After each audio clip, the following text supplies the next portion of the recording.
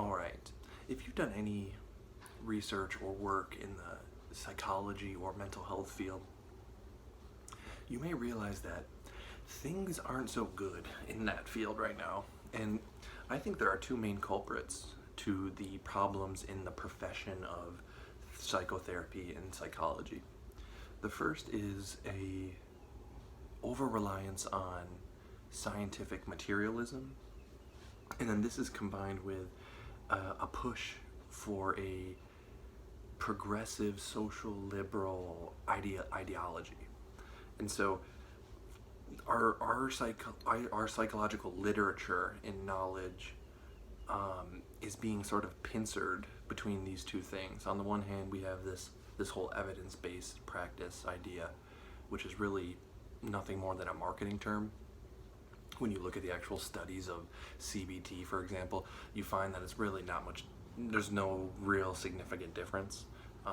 But the way that they assess and analyze and conduct the study, they can manipulate the numbers. And so that's the problem with over-relying on scientism and empiricism, is that statistics can be manipulated, especially in the field of social sciences.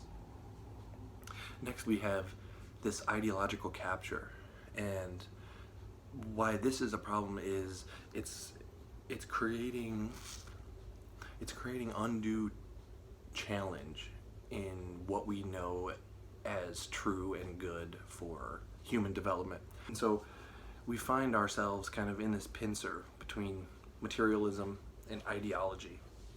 And so I think it's time for counseling and psychotherapy to find a middle path here.